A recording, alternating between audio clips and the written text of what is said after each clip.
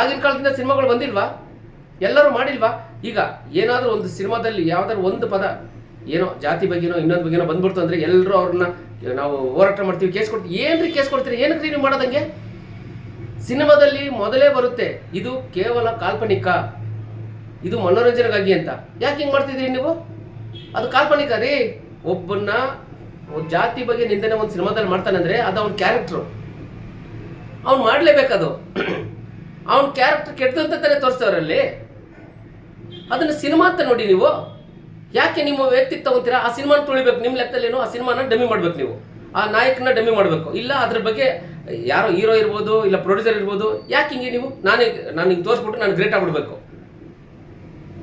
First ನಿಮ್ದು ನೋಡ್ಕೊಡ್ರಿ. ಇದನ್ನೆಲ್ಲ ಒಳ್ಳೇದಕ್ಕೆ ಬಳಸ್ರಿ. ಯಾರ್ಯಾರು ಗುಂಪು ಸೇರಿಕೊಂಡು ನಾವು ಹೋರಾಟ ಮಾಡ್ತೀವಿ ಅದಕ್ಕೆ ಇದಕ್ಕೆ ಅಂತ ಕೆಟ್ಟದಕ್ಕೆ ಬಳಸ್ತೀರಲ್ಲ, ಅದೆಲ್ಲ ಒಳ್ಳೇದಕ್ಕೆ ಬಳಸಿ ನೋಡಿ ನೋಡೋಣ, ಮಾಡಿ ನೋಡೋಣ.